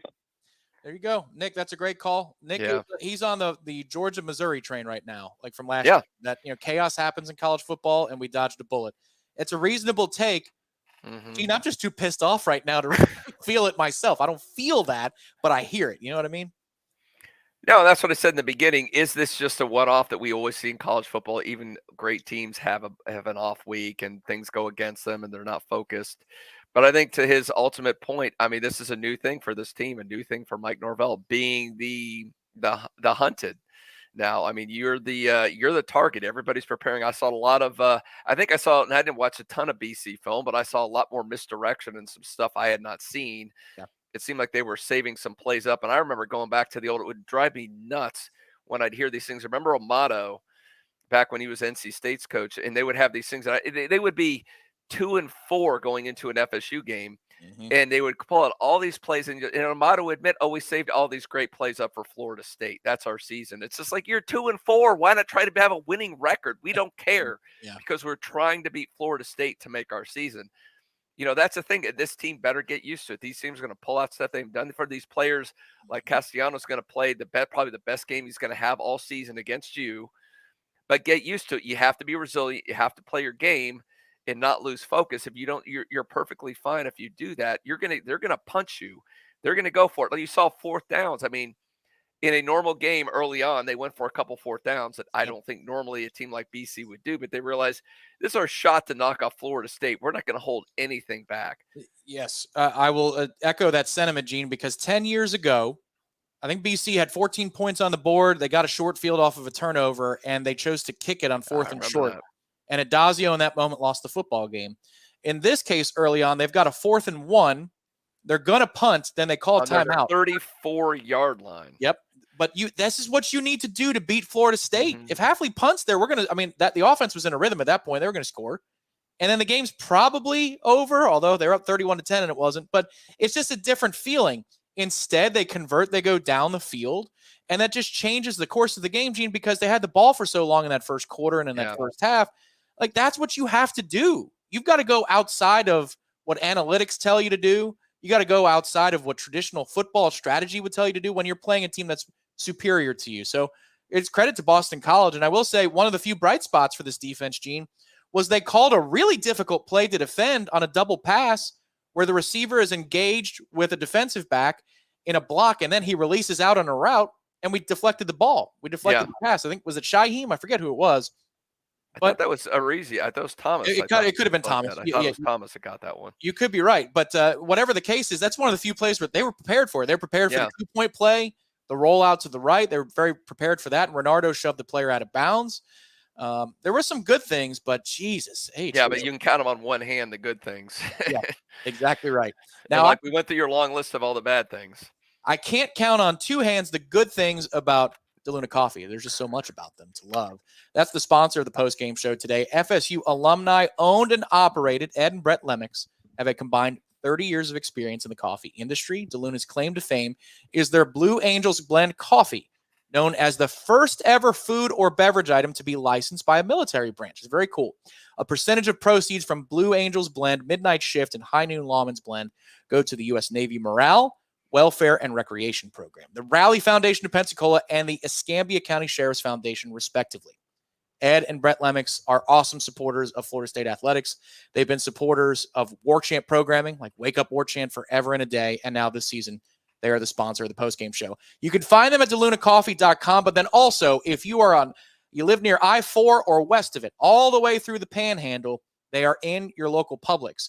Here's the trick, though. They are not in the coffee aisle at Publix. You got to look for the cap at the end of the aisles where it's about Florida locals. You will find DeLuna Coffee in the Florida locals section at your local Publix. And if you don't see them, talk to the manager. They are required to put in a request when you speak to the manager about adding DeLuna Coffee to what they offer in their store. And DeLuna Coffee has an excellent relationship with your local Publix. So that's DeLuna Coffee, DeLunaCoffee.com. Fantastic sponsors of ours. We now go back to the phones to Denver. We talked to him last week. We will talk to him again this week. It's Vincent in Denver. Welcome to the program, Vincent. Hello, Tom and Gene. I'm still trying to keep perspective of like this event as a whole. So like on one hand, we saw the emotionality out of Boston College through the entire game with all their penalties as well as their big chunk plays. But then on the other hand, our defense just had poor communication, poor preparation, and I just think FSU just flat out underestimated the fight that they were, going to be stepping into. I'm also equally perplexed that Johnny and Keon are just having hot and cold games with their overall performances with blocking as well as, with catching. My question is this, though. Does FSU have an attitude problem, or is this like a blessing in disguise to get us laser focused for Clemson? Because if it is an attitude issue, I got a feeling we're going to be losing a game or two this year to more talented teams because we are going, to be every team's Super Bowl game. And I don't know if our players are realizing this because it did not look like it today. It's a really good, legitimate question, Vincent. We appreciate the call. Gene, outside looking in, do you think that Florida State projects on a television screen? Maybe you've been watching these games among the people. Does it look like that they have an attitude problem as you watch and take it in amongst other Noles? Well, I'd say for one game sample, obviously they did not have the right attitude in this game. But that's the thing. Is this the ultimate question? Was this a one-off? Was this a game that got caught taking them for granted? Clemson's next week. This is your classic look-ahead type game where and Vincent's absolutely right. BC came into this thing fired up. They were totally going all out. They were doing Hail Mary swings at you left and right. You mentioned the going forward on fourth down, all these things, and you were ill prepared for that. So I don't think, we see enough in practice. I don't think there's an overall attitude problem with this team at all. I just think this is one game you got caught with your pants down effectively. And but then the question is, how are you going to respond to that? Because now some warts were exposed. If you guys are going to do this and start reading your press clippings, you're going to have problems. Yeah. So we'll see. We'll know soon, because I think next Saturday when we're doing this post-game show, we'll have an answer to this question, Tom. They have a problem being sharp out the gate is what they have a problem. Well, that's true. Yeah. That's not an attitude problem. Yeah, That's correct. something different. No, I don't know that it's about they weren't prepared on defense. I mean, dudes being wide open, I don't think has anything to do with how much you care. Like that's an issue of preparation. And you could say it might be on the players' attitude that they didn't prepare themselves for what they were going to run. Or you could say that they're trying to be prepared, but they don't know where they're supposed to be, which never falls on the player. That falls on the preparation. And that's what we're watching now. And Gene, my hope was that they come out and they're clean to start this football game. They're up 14-0 after the first. And we say, remember that time that we were complaining about slow starts? It's a talking point now all the way through kickoff against Clemson. Hopefully they come out a little bit sharper. A few more people to thank here. And there are so many of you folks. Yeah. We thank you very much. Z-Chan, the official DMD of Warchant TV. Praise the Lord for a win. Hopefully they get off the bus as a different team next week, unlike today. 3-0, on to the next one. We appreciate you, Z-Chan. Jacob says his emotions were a roller coaster. You weren't alone, Jacob. I think there are thousands of people that are watching right now that feel the exact same way as you do. Pete Mercer, thank you, Pete, for the special little gift basket he sent to us. I'll be getting that out to everybody. Some really cool turntables for everybody. He says that Coleman was lost all day, and he's worried going forward. He was 100%, Pete. He was lost all day. I'm not worried about Keon moving forward, though. That I will defer with you there. Robert D, just pay an event. Thank you, Robert. You don't have to do that, but we appreciate you. Next week will tell us a lot about this team. A lot. Was that getting our ugly one out of the way, or are you all seeing systemic problems? Third down defense, WTF. Robert, you didn't have to do that. We appreciate it. Gene, I think he hits on all points very well. It's all about next week now. That's exactly it. Is there an overall real issue going on here where some warts exposure with this? Just you got, like I said, caught with your pants down. You are not prepared for a game like this. You looked ahead to Clemson. I mean, it seems like we've seen enough of this team. I think they'll bounce back next week. I'm still probably picking them to beat Clemson next week. But as we just addressed earlier, I'm a little bit more concerned than I was 24 hours ago about the Clemson game. You have to be after what you saw today, but hopefully this is a wake-up call for them. Hopefully almost every team that's won a national championship or had great seasons has had a wake-up call game. This has to be it for Florida State. Yeah, 2013 was an outlier. You don't usually just roll through the regular season like that. They had the wake-up call in the first half against Auburn. That was their wake-up call. Yep, exactly. We now go to back-to-back Ralphs here. Back-to-back Ralphs. That's a first on the Warchant postgame show, but not Spartan Knoll first. A gentleman's been waiting for over 20 minutes from Philadelphia, and we go to Ralph in Philadelphia. Welcome to the program, Ralph. Go ahead. Hey, guys. Actually, it's Rob, not Ralph. Rob. No, sorry. Sorry. That's okay. Actually, I know a couple Ralphs. So that's okay. Go ahead, Rob. Welcome. I guess really kind of one question and then one comment. So the first question really would be for Mike Norvell. And it's just kind of, did they kind of only watch Thomas Castellanos' high school film? Because if you watched BC the first 2 weeks of this season, you saw a pretty athletic, dynamic quarterback that could make some, plays with his legs and has a pretty good arm. And he's also a bit of an emotional player. So you had to kind of know that he was going to come in with a little bit of a chip on his shoulder, given that you did not recruit this kid as a QB. And then I guess the second comment is really just a shout out to Johnny Wilson, who had a really quietly nice bounce back day today with some really tough catches on third down, extended drives. There's a couple of missed throws from Jordan that I thought Johnny was in position. But, for all the nice day that really, I think, kind of helped keep drive alive in the first half and get you some scores. So overall, hey, 3-0 is 3-0, and I'd rather be an ugly 3-0 than a pretty 0-3. And we'll take on Clemson next week, and I feel pretty good about that one. So I'll hang up and leave it up to you guys. Love the show. Thank you. Well, we hope we hear from you again, Rob. That was a great call. Yeah. And it's only right, Gene, after last week, I think I said on these airwaves, say a prayer for Johnny Wilson's hands. Well, they were answered. He was fantastic, and he was really good all week in practice. So from the word go, Tuesday and Wednesday when we could watch. Corey Clark wrote an article about it and observations on warchant.com. I saw it with my own eyes on Wednesday. Johnny carried that right on through, Gene, into this weekend. And that's a good sign going into Clemson that he appears to be back in usual form. Yeah, that was one of the few positives here. Absolutely. That, people are going to forget about that. But I mean, 4 catches for over 104 yards. And like, if that pass is thrown, that third down play, it's thrown a little bit more towards the field, maybe he has that 5th and puts the game away on that play call too. So yeah, really nice bounce back for Johnny. And you knew he could do that. So that was positive to see. But, Castellanos, I mean, again, I think that's one of the biggest mysteries in this thing. And he's going to be a good quarterback. I think BC may have found their guy of the future. Yeah. But I think that's one of the biggest themes. You go, how are you not? They obviously were not prepared for him, which is just mysterious to me. I mean, you know what he brings to the table. You know what he is. And it's like they had no clue. Well, where they weren't prepared for him was 3rd and long. Like, that's the thing. If you cover the guys that are in front of you, if you're a defensive back, you're going to get off the field earlier, I think. But then on 3rd and forever, you've got to be aware what can hurt you more, his arm or his legs. And, Gene, I watched the Holy Cross game, and Rob is correct. He took an unsportsmanlike penalty. It's a 9-yard nondescript run. He goes out of bounds, and he points at a player from Holy Cross. Wow. It makes no damn sense. And that short-circuited drive for him, 2nd and 1 turns to 2nd and 16, which, again, Jeff Hafley was furious about in the postgame. He was an emotional player. And read option was all they had. The dive with Robichaud, the really tough kid, and then they had the read option. That's about all they had, provided that you just cover the receiver that's across from you. I mean, fundamental issues today. We will get to Ralph Spartanol in just a moment, but a couple more people to thank. And that's Scoot Johnson is the first one. We will not get a W by just getting off the bus like the old days. Hopefully much is learned and realized from this game. Agreed. Cody Johnson, not thrilled about the D-line. Let's see. Jared here. We played like straight cheeks. I love that, Jared. And won. The last 4 seasons, we would have lost by 17 plus.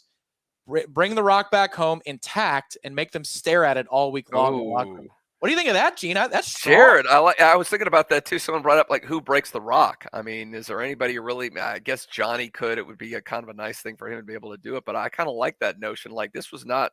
You got the W technically, but you don't deserve it. So I'd say, yeah, bring that rock back, hang it in the locker room. Bring it back to Clemson. You got to earn that thing at Clemson. So, yeah, I like that idea. Drew, thank you very much. What a crappy showing. Looked good early in the 3rd, and then the comeback was on. D looked lost. O was lethargic. Lucky to get the W there. We better wake the hell up. Well, you can wake up. Oh, thank you, Drew. You can wake up every day with our friends at DeLuna Coffee, DeLunaCoffee.com. There is a Pick Your Poison blend available right now at DeLunaCoffee.com. You get a tumbler. You get some great products from our friends at DeLuna, like the Voodoo blend. This is outstanding. An espresso blend right now, BOGO at DeLunaCoffee.com. I don't know why they're giving that away, because it makes great cocktails that help calm you down. I was a little bit angrier, Gene, about an hour ago, but they help calm you down. And that's what we need today as we take in the rest of the afternoon in college football.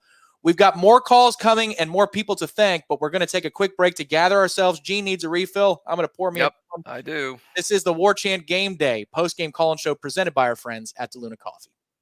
The finest football program in the state and rolling into 2023 with a Heisman contender. Stay connected with everything Florida State over at the ultimate Seminole sports source, Warchant.com. Expert insight from 5-star Irish O'Fell, the wit and perspective of FSU encyclopedia Corey Clark, the latest on FSU recruiting with entrenched reporter Michael Langston, and the most active community of FSU fans anywhere. Warchant.com is part of the On3 network with a national team of reporters and resources that have created industry-leading consensus recruiting ratings, transfer portal rankings, and NIL analytics. Head over to Warchant.com to take advantage of this offer as FSU heads into a 2023 season with sky-high expectations. There's fun to be had every night at the Corner Pocket. Take-home prizes on Trivia Tuesdays and Beer Bingo Thursdays. And kickstart your weekend with Martini Fridays. Plus, happy hour runs every weekday and game day specials every time the Noles take the field. Watch all the best games at the Corner Pocket's Vegas Wall, featuring 560 inches of flat-screen TV heaven. Oh, really? The best food, the best drinks, and the best place to watch all the games. Tallahassee loves the Corner Pocket. This is all the benefits of being a Warchant subscriber, right? If you're watching right now, you can look along with me. You'll see Garnet and Gold 10% off, special Warchant Days promos each month with exclusive offers for Warchant.com members, priority access and free gear at Warchant events. That's doing some things, right? Got to do it. Ask Warchant anything subscriber-only shows featuring the entire staff, a little Q&A with the entire staff, and coming soon, a new mobile app with improved functionality and less ads. That's really a good thing. Join the largest FSU fan community on the internet, everybody, at warchant.com. It's not close. Let's go. Get it on. Sign up today. Picture this. Saturday morning, November the 4th, 9 a.m. Game day's on your TV, and FSU has dismantled their ACC schedule to this point. They're 8-0. Kirk, Reese, McAfee, and Desmond are debating whether the Noles are going to be the number 1 or number 2 seed in the playoff, and JT13 is the front man for the Heisman. Life's pretty good, and guess what? It's going to get better, because your DeLuna Coffee Warchant bundle came in the mail yesterday. You tell your wife, I'm not superstitious, as you pour your DeLuna Voodoo Coffee blend into your new stainless steel tumbler. You add a scoop of cocoa to die for from DeLuna and mutter a curse under your breath onto the pit secondary. No voodoo necessary for that, though. The opponent was doomed from the start. Johnny and Keon, they don't need DeLuna's help to make the opponent's life a living hell. But in honor of the 2023 FSU offense, enjoy the DeLuna Coffee Pick Your Poison bundle. Check the drop-down menu for all available options. Wake up and enjoy DeLuna Coffee today. Head to DeLunaCoffee.com. That's DeLunaCoffee.com.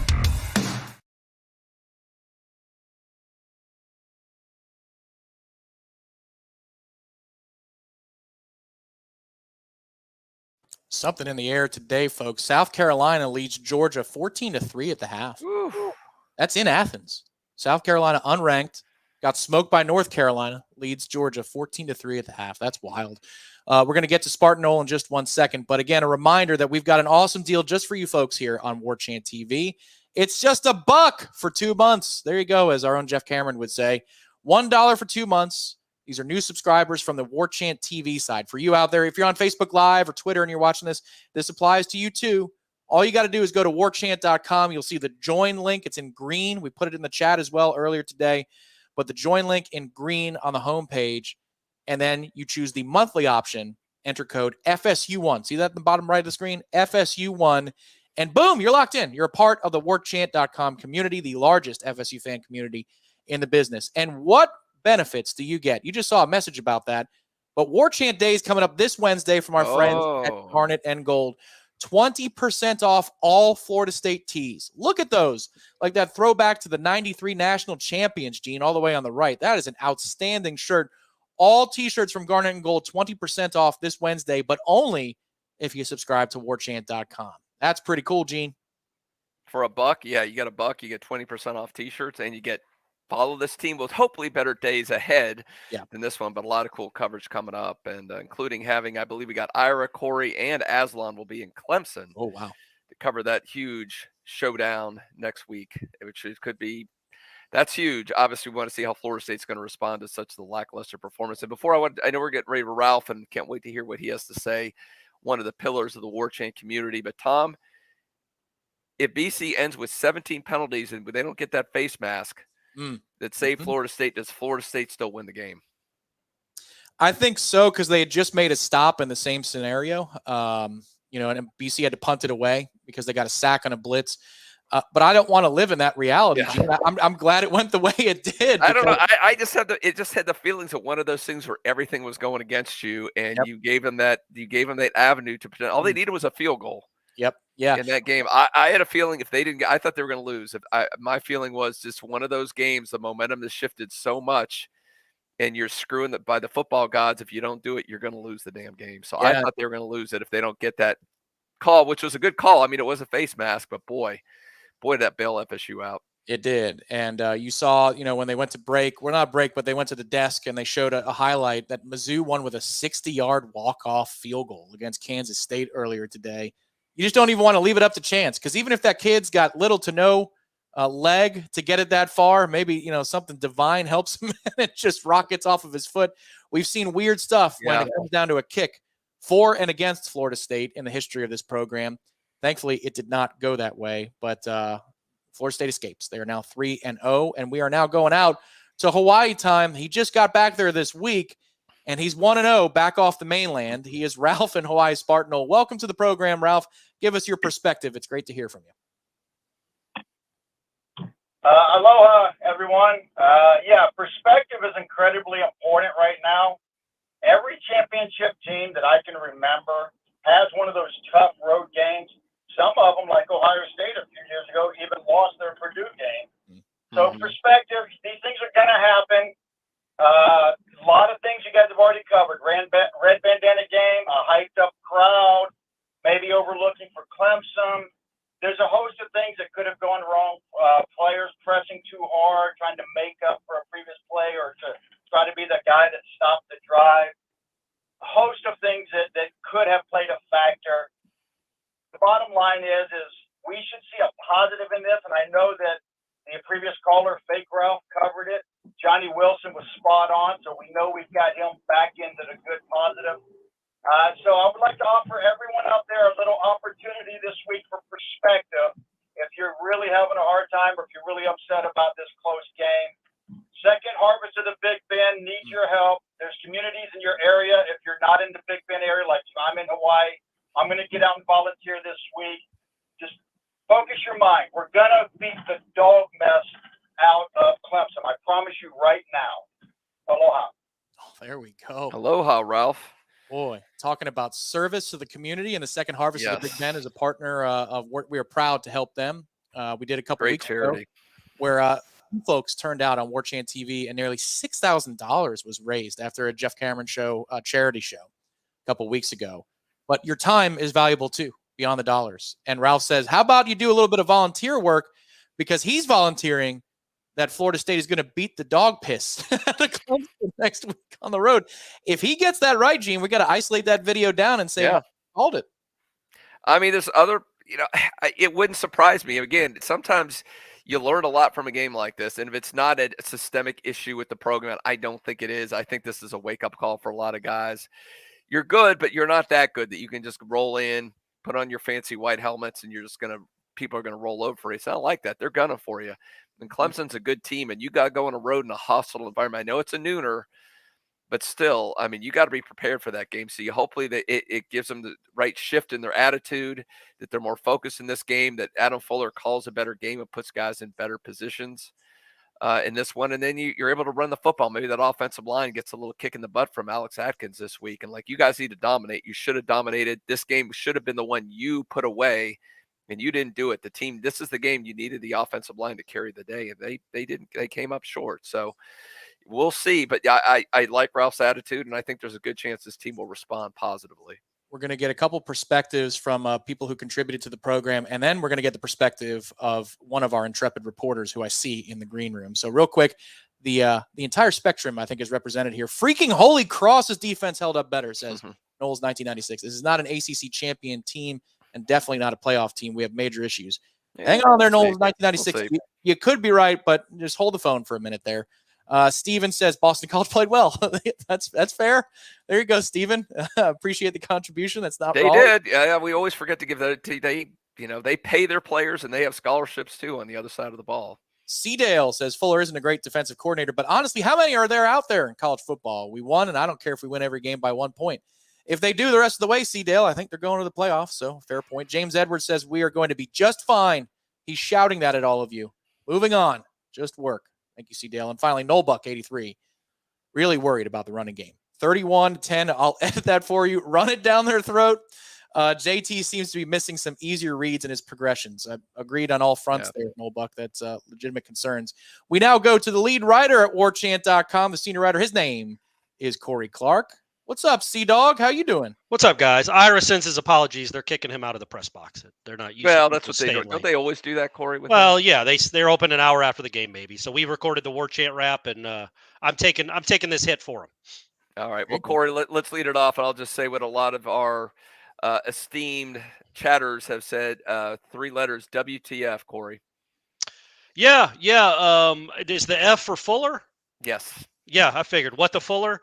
Look, man. He deserves blame, clearly. The third and long defense was atrocious for most of the game. the way they started bothered me even more. Just don't give the kid layups. Don't give a kid making a second start layups, because then he gets confidence, and then he's going to turn apparently into John Elway. So don't give him confidence. Make him earn some yards and some points and see where you are. You just gave him too many layups and too many big plays. But man, the offense was atrocious in the second half. It was atrocious. You had a 31-10 lead and the ball at midfield, about to ice the game. And I think you got 2 first downs the rest of the way. One was by penalty to end the game. This offense, we know the defense isn't dominant. We know it can be pretty good, or good even. But this offense needs to be elite. And if this offense had been working on all cylinders today, that's a 28-point win.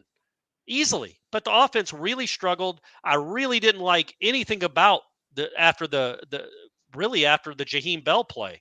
I didn't like anything about what they did offensively. I didn't think it was Norvell's best game. I also thought it was a weird game with you only got 1 possession in the first quarter. That's nuts. It just makes everything kind of off kilter right away.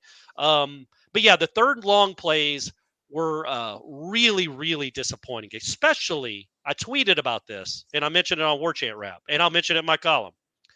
It's 3rd and 17. You're up 31-10. The game's over if you get a stop. It's over. They've almost given up. They're running into the line, trying to get off the field, just swallow time so the game can be over. And you give up a 40-yard pass where the kid is wide open in the middle of the field. It's another layup. They score a few plays later, and all of a sudden it's the game again. That's the stuff that bothered me the most. Too easy on 3rd and long. That's what bothered me the most. Yeah, and that too, going back to the offense, and I just brought up this point, Corey, about you ran for 3.8 yards per rush against a team that Holy Cross pushed around. Yeah. And to me, when a game like this, when some things are off kilter, the weird stuff's happening, this is when you're ahead in the second half where you lean on the offensive line. I don't know what went on there, what happened there. And then also it goes back to, is Trey Benson still your starting running back? Or it seemed like a lot of times he had a chance to run through a hole, and he went back to tiptoe. I mean, I don't understand what's going on there. Yeah, I think that, to me, that's a bigger deal than the offensive line. You look, they had 1 tackle for loss in the game, not counting the stuff at the end where Jordan was running backwards. They had 1 tackle for loss in the game. There are holes there, in my opinion. Now, they're not maybe holes where they're 50-yard runs, but those are 8-yard runs. Those are chain movers. Mm-hmm. And instead, you're getting 2 or 3 runs because your 215-pound back isn't hitting the hole like he needs to hit the hole, in my opinion. I thought Rodney Hill was the best runner today. Yep. I think Rodney Hill's been the best runner through 3 games. And I think there was a point there late in the game. They put Toafili in instead of Rodney Hill. Benson had another run where I thought it was blocked up okay. Wasn't great. It wasn't the Cowboys of the 90s. And he got 2 yards when he should have gotten 5, and they yanked him. And that's when Toafili came in the game. He stuck his helmet out to get that big face mask. That's a veteran play by Toafili, sticking the face mask out like that. But yeah, I have not been impressed at all with Trey Benson. I don't think he's been good so far. We know he can be good. But to me, that is something that's got to be better. He's got to be better. Or he doesn't need to get the carries he's getting in big-time moments. But yeah, overall, and look, the Keon Coleman play, I guess that's by the rule interference. It's just you really hate it because it had no impact on the play. Yeah. And the game's over right there, I think. I think you're at the 20-yard line. It's 1st and 10. You exhale. I think the game's over. Instead, you end up having to punt, and they're right back in the game again. So nothing went right offensively for Florida State at all. I thought Jordan was fine throwing the ball. He made 1 bad throw to Johnny, I thought, on 3rd down. But I don't know if that's the throw you need to make on 3rd and 3. Yeah. 3rd and 3s are pretty easy to pick up. I don't know why you're making a 50-50, kind of high degree of difficulty play right there. And I think on that one, too, I think Toafili was wide open, a little dump off, which would have easily picked up the 3 yards. Yep. And again, one of those plays probably effectively ends the game, but you had to go down the field on 3rd and short on a play like that. And the last thing I want to ask you about before I let Tom get in on this, and something you know very well as a Georgia guy, last year, that Missouri game, they're losing by 10 points in the 4th quarter. Is that, that's a question. Is this the aberration? Is this the wake-up call? This is the one game. Almost every great team has one of these games. Or is this a systemic problem? Are there really issues with this team that really just reared their ugly head in this game? I guess we'll know that next week, right? I was going to say, I think we'll know that over the course of the next month, or certainly this week. To me, it felt just like an anomaly. It felt like such a weird game, guys, where you only get the ball once in an entire first quarter. You're trailing, and then You get up 31 after as bad as it started, and it felt like it was going to be a real game. Like, oh God, this is going to be a white knuckler till the finish. What are we doing? And then you're up 31-10 with 11 minutes to go in the third quarter. It is natural to exhale. Yeah. Like, okay, we survived that. Here we are. We're Florida State. They're Boston College. They suck. We're gonna win by 35 points. We're gonna cover the spread. Next thing you know, they convert a 3rd and 17, and you're in a fight for your life the rest of the way. I just think, to me, it felt like that. It felt like a team. Now, I didn't like the way they seemed kind of rattled, the offense especially, against a not good defense. All they needed was a few first downs, and they couldn't get them until the face mask. It wasn't them doing it. So I didn't like that at all. That wasn't positive, but you got to assume they'll get better at that. You know, I think Norvell is a very good coach. I think they've got very good players. It was a bad game.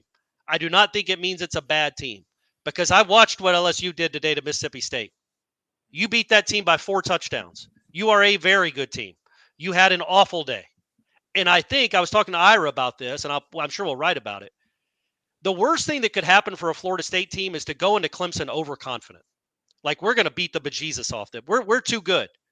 We're the best team in the country, and they're not very good. We're going to beat them by 5 touchdowns. Well, I can promise you that they're not going to have that mindset now. There's no way you can be overconfident after that debacle in the second half up there in Chestnut Hill, right? Don't you think that helps them move? It could. Or it could strike them of confidence, and all of a sudden they start to question themselves. There's the 2 ways it can go, but I think it'll probably be the former. And I think this could end up being a very valuable lesson with a win, just like Missouri was last year for Georgia, potentially.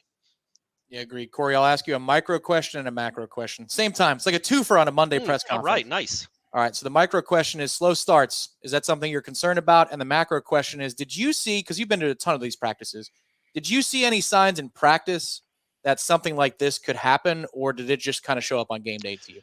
I'll answer the second one first. No, I did not. And I'm very surprised by it, because I think Norvell, what he preaches is this doesn't happen to his teams. They treat every opponent the same. You know, they showed Jared Verse on the sidelines in the third quarter when the game was 31-10. They had just gotten a stop. Seemed like they were laughing a little bit and having a good time, which you're allowed to do. It's college football. Go have fun. And he's a gregarious personality. But I just think it comes back to them exhaling, thinking the game was over. And it was not. And they're too mature a group to just let their foot off the gas like that. And then when it becomes a game again, they start shivering and panicking, and Toafili makes a rare mistake. And Benson doesn't fall on the ball. All those things that went wrong, the OPI on Coleman, it was a avalanche, which I don't like. Mature teams don't get avalanched like that. But mature teams do find a way to win, and they did. So I did not see anything like that at all. And I was surprised, because usually I just go back to last year, guys. They ended last season by just dominating the 2 or 3 games they had on the road. Like, they went in there, got an early lead, and stepped on their throats. I thought this team had that in them, and I still think it does. But that was a disastrous final quarter and a half. And then for the slow starts, yeah, man. I mean, I guess we're talking about defensively, or really, defensively, because the offense scored every time I had the ball in the first half, essentially. Yeah, that is an issue. It's a problem. Because you just can't give free points up, man. Like, if you make them earn it, Florida State had to go earn their points in that game. They had to go earn that field goal to start the game. I didn't feel like Boston College did. You let a guy run wide open on a drag coming out of like a naked bootleg. It wasn't a trick play. And he's open by 40 yards. There's nobody on the screen with him. That's crazy. Plus, that kid might be really good. That quarterback was impressive, man. Some of the plays he made were just really good college football plays. Other ones, you let them have layups. And that's what was so disappointing. Agreed. All right, last thing for me, Corey, is to what extent, here's an old high school question, to what extent does today's result change your opinion for what's possible next week at Clemson? Oh, it doesn't. I think they're gonna. I think I still have the same faith in them I did before that game. I think they're the better team. I think they can go and win. I think if anything, it probably narrows the focus and rallies them up a little bit. They're going to be doubted, which I think is going to be good for them to have a little doubt, to people not doubt them, for people to doubt them and think they're not going to win easy. So I think that will. It didn't change anything for me, honestly. I think if anything, when you have a mature group like this and such an old veteran group, I think it just kind of focuses them more. I think it could be galvanizing. And you get to galvanize after a win. As ugly as it was a dub. And they're 3-0. And I don't know where they'll be at the end of when they get ranked tomorrow, but they'll be in the top 5, 3-0. That's pretty You'll take that when you can learn awful lessons like they had to learn today. Gene, anything else? Nope. Other than I'm sure you're going to write about your column. I'm sure they'll be out soon, Corey. So we're all looking forward to that, and your sage wisdom will be upon us very soon. Amen. 3-0, baby. 3-0. Preach it, brother. That's Corey Clark, the lead writer here at WarChant.com. Johnny Wilson too, by the way. Oh, he got it in. Catching everything. Yep. Almost. Hey, he called it in his Tuesday observations. That's why you Yep. want to be locked in to WarChant.com throughout the week, not just on Saturdays, not just on Warchant TV, but head over to WarChant.com. As I'm moving to the left, we're dipsy-do. We're moving around, Gene. There you go. Bobbing and weaving. But we appreciate Corey's time. You'll hear his take with Ira on the Warchant wrap. That'll be here on Warchant TV. These are the things that I do, Gene, when we sign off. I take a look at the press conference. I want to hear what the coach had to say. And the Warchant wrap, of course. I think I might reverse the order. I'd rather hear Ira and Corey today before I hear from Mike. So that's what we're going to see here on the channel. Wake Up Warchant will be coming your way in a day, and that will be Aslan and Corey's take here. I think you get that on your podcast feeds. It's here on Warchant TV. A lot of stuff coming up, a lot of coverage, a lot of perspective. Corey's column should be on the site shortly. Ira Schofel's 321. So we've got a couple more callers that we're going to take before signing off for tonight. They've been waiting patiently. This has been the last call. Abraham and Tony, we're getting to you, and you are the last two callers of the night. You've been waiting well over 20 minutes, and thank you for your patience. Abraham in Lakeland, what you got for us? Welcome to the program. Hey, thanks for having me. Wouldn't it be great if the Warchant rap was actually, they started off with a rap? That would be fun. So, you know what? I don't know. I don't know. You really want to hear Corey and Ira rap. They can write those. So hang on, Abraham. You're onto something here. I will ask what it will take. How much success should Florida State have before the Warchant national champ? That's the thing we were talking about. Trying to think of something to do if Florida State wins whatever, gets in the playoffs, wins the championship. Maybe that's one of the things you throw out to Corey and make it happen. Thank you, Abraham. We appreciate that. Go ahead with your thoughts. Yeah. Now, but seriously, I remember in 2014 when we played Boston College at Doak Campbell Stadium, and we squeaked by 20-17, I believe. And that happened because we were playing not to win, but we were playing not to lose because we're trying to get into the playoffs. On this occasion, we're trying to beat Clemson, and we overlooked Boston College, and we got out-coached in the second half. When you fail in three phases of the game, it's a coaching issue or focus. I think Mike Norvell is a great coach. He makes mistakes just like everyone, but he's growing as a leader and as a coach. I'm just looking at it as, okay, we don't talk about the same mistakes that we used to talk about when it comes to Mike Norvell, but when it comes to Adam Fuller, we're still talking about the same thing. When will it be enough regarding Adam Fuller? Well, that's a good question. So, Abraham, it was mostly positive, and then it was like, hey. Yeah, and then it's the shot over the bow at Fuller at the end, though. I get it. I mean, that's frustrating. We all said it. The defense did not show up today against a team that just really doesn't. They have one weapon. Maybe we'll find out down the road how good that quarterback is. Is he as good like Corey talked him up, or is this one of those one-game aberrations when a guy looks like he's a Heisman contender just because he's against Florida State? There you go. And that's the point. And but you're right. There were so many, and Tom brought up with all your list, all the breakdowns, guys out of position.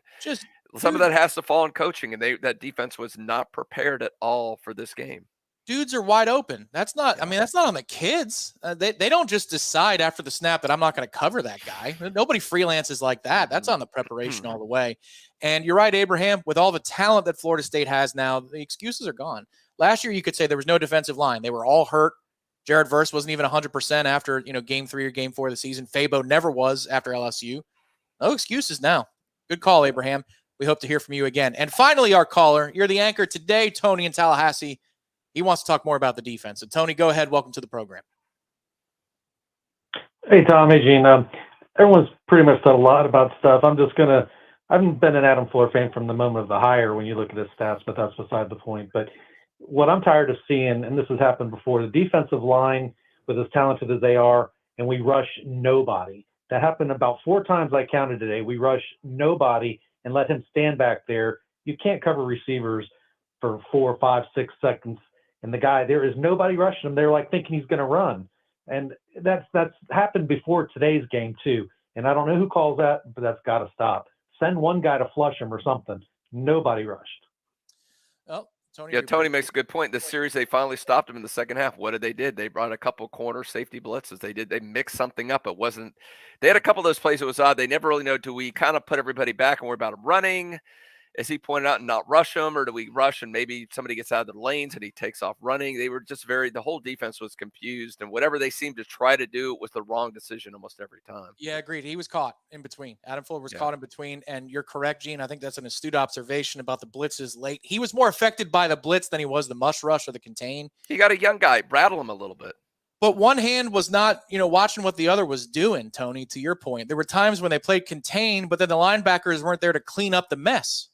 And then there were times when they pinned their ears back, and then there was nobody there again because there wasn't a scheme spy. And there were times that Braden Fisk left his gap to try and penetrate and rush up the field, and Castellanos makes him miss, and that's your worst nightmare. So not a good day for Adam Fuller at all. And if you are somebody who's in the camp of you need a better defensive coordinator, in a way, this is exactly what you wanted, an FSU win and ammunition to come after the FSU's DC. That was the final caller of tonight. We appreciate everybody who called, and Terry, our call screener, who's back in the fold now for a second week in a row. Terry, hope you're doing well. Director Ben behind the scenes has done a great job of keeping order with you folks in the comments. We appreciate everybody who did decide to contribute to the program, either with your questions or with monetary contributions. Thank you very much for being a part of Warchant Gameday's postgame call-in show. Before we sign off tonight, Gene, things to promote over the next 24 hours on the website and or Warchant TV. What say you? Well, again, last call. This is a YouTube-only special or video-only special. Is our $1. You get 2 months, and that we have next week. We've got the Warchant Day where you're going to be able to get any T-shirt from Garnet Gold with 20% off for one day. But you have to be a subscriber to take advantage of that. You can be a subscriber for the next 2 months, basically the rest of the regular season for $1. So go for it right there. That's a great deal we have coming up on the site. We've got you guys have the wrap tomorrow night.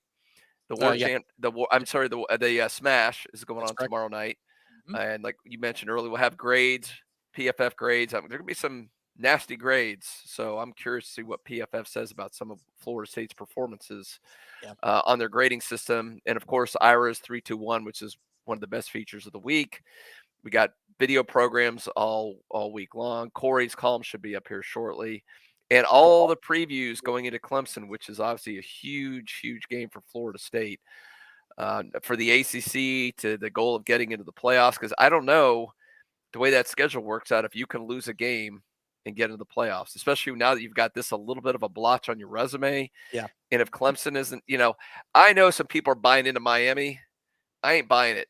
I'm sorry. I think A&M is horrible. What's going to happen? They're going to lose a game or two. They're going to tank like they always do because they're Miami. That's what they do. So I think that may not be the big resume building game in November when you play them, as some people seem to think it is. Agreed. You play like you did today, though, you could lose to a lot of teams. Oh, well, that goes without saying. But that's the ultimate question. Was this a one-off? Was this a wake-up call, or is there really systemic problems with the program? I tend to believe it's the former. I think this is a one-off. You got caught with your pants down. You got looking ahead.